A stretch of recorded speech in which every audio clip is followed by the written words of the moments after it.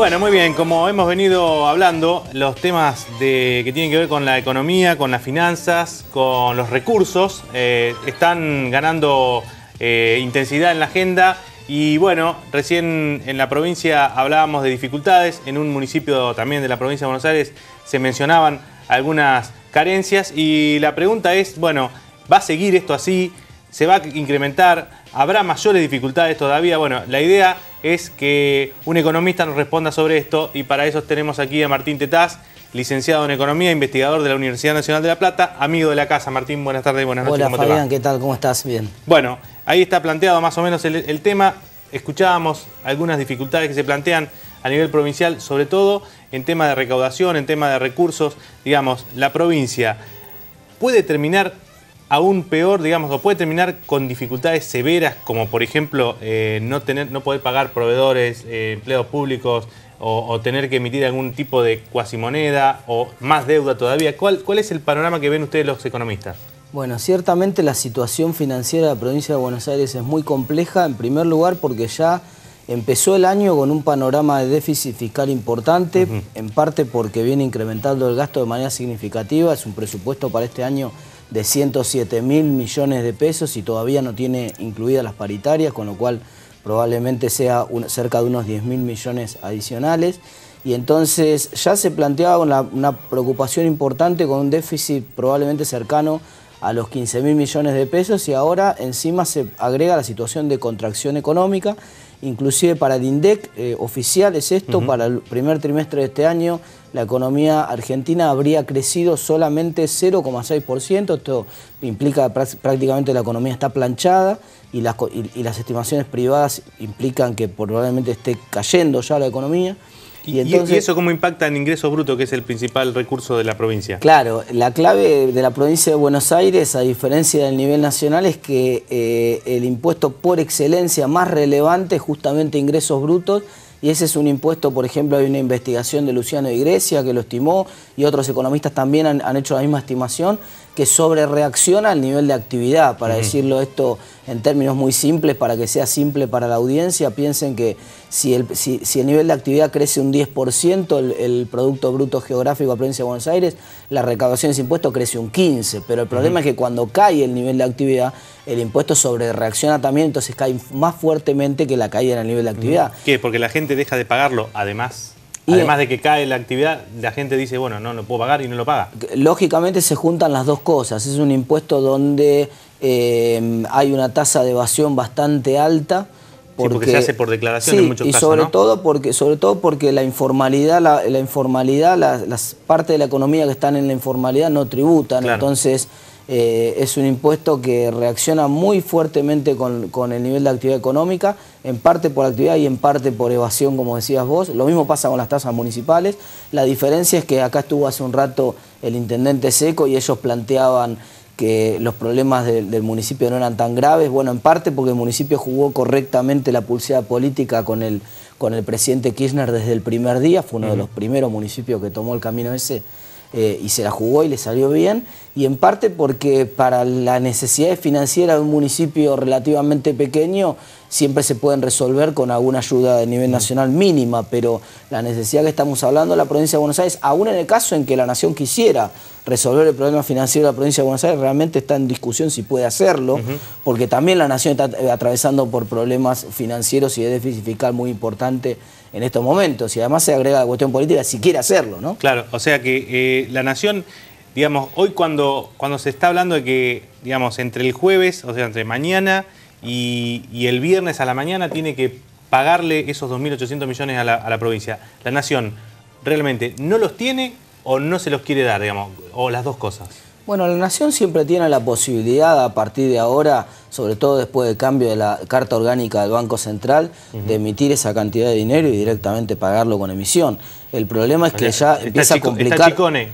Para resolverlo está Chicone, claro, digamos. está Chicone Calcográfica para resolverlo, pero el problema es que realmente eso empieza a complicar más el frente inflacionario, y con una economía ya planchada, si además le agregamos un problema de inflación, estamos en un cuadro que se denomina estanflación técnicamente, que es un cuadro del cual es mucho más difícil salir después que si solamente tuviéramos el problema de la recesión o solamente tuviéramos el problema de la inflación. Y además ese mismo problema de la inflación es el problema que está generando todos los inconvenientes en el tipo de cambio que el gobierno está tratando de parar de alguna manera con todas las intervenciones de la AFIP y todos los controles, y que está explotando por el otro lado con el mercado paralelo. Estamos en el mes de junio, llegando al inicio del invierno, y florecen los arbolitos en calle 7, por ejemplo. Claro. Entonces realmente se dan estas paradojas, ¿no? Sí, y además el nivel del tipo de cambio calculado para este año ya se alcanzó prácticamente, ¿no? El presupuesto hablaba de $1 en diciembre a 4.80 aproximadamente. Claro, correcto, pero además la realidad es que ese no es el precio al cual se puede conseguir $1 hoy. Realmente hoy el dólar,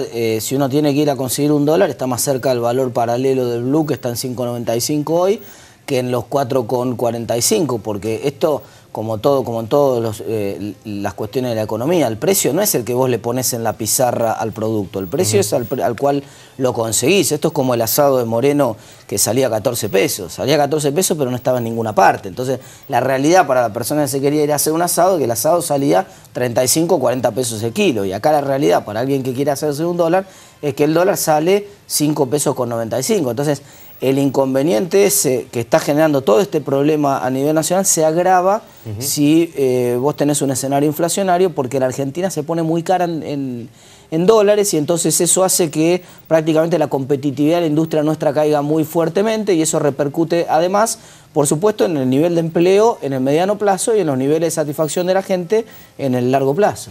¿Es de esperarse que la provincia recurra a otra especie de reforma fiscal para tratar de financiarse de aquí a fin de año? ¿O qué alternativas le quedan a la provincia, además de el auxilio de la Nación? No, prácticamente no se puede pensar en ninguna reforma fiscal ahora, porque en un contexto de recesión, de enfriamiento de la actividad económica, es totalmente contraproducente pensar en cambiar cualquier tipo de impuesto o aumentar la presión impositiva en un contexto recesivo. Realmente eso es imposible. Lo que queda ahora es una ingeniería financiera para ver de qué manera el gobierno puede comenzar a frenar sus niveles de expansión de gasto, que son importantes en los últimos años. Entonces lo que se esperaría, digamos, para empezar a salir de esta encerrona es empezar a bajar el nivel de gasto. Sí, hay que hacer los números de vuelta, hay que sentarse con la libreta, revisar bien todo lo que hay que pagar, empezar a ver de todo lo que hay que pagar, en qué se puede llegar, en qué puede renegociar la provincia, en qué puede empezar a ajustar sus niveles de gasto.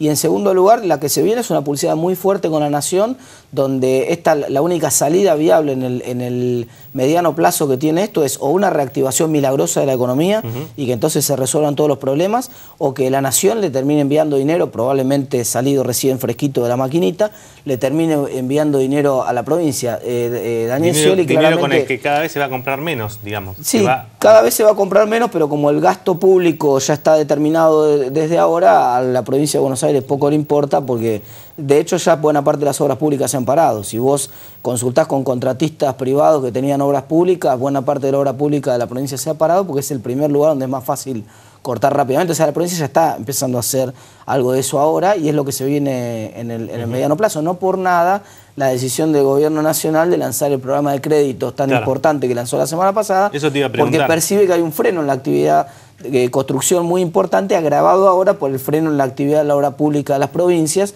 y entonces empieza a haber mano de obra ociosa, y entonces la lógica de ver cómo se puede reactivar esto, y ahí entonces se entiende un poco mejor el programa este de gobierno. ¿Es la famosa salida milagrosa a la que están tratando de apelar? Sí, no me parece que sea, me parece una salida muy racional. Si realmente el plan estuviera bien implementado, fuera lógico.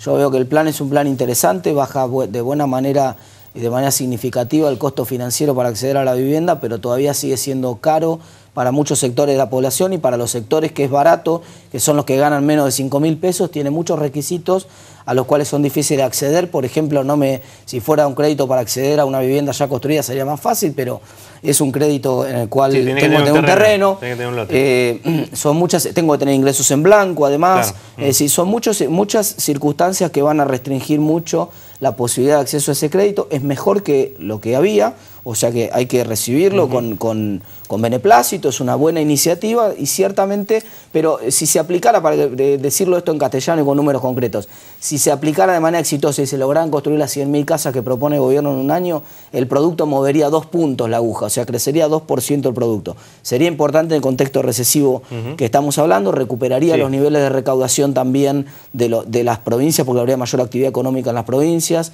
de los municipios también, de la nación también. Lo que pasa es que realmente esto da la sensación de que se está haciendo medio y de manera improvisada y que difícilmente pueda construirse siquiera un 10% de las viviendas, se está pensando, por lo menos en el plazo de un año. Martín, seguiremos seguramente hablando de estos temas, convocándote para que nos expliques los contextos nacionales, provinciales, internacionales, de estas cosas que por ahí no son fáciles de entender. Por ahora, muchísimas gracias. No, gracias a ustedes. Muy bien, seguimos nosotros con más Lado P aquí por QM Noticias.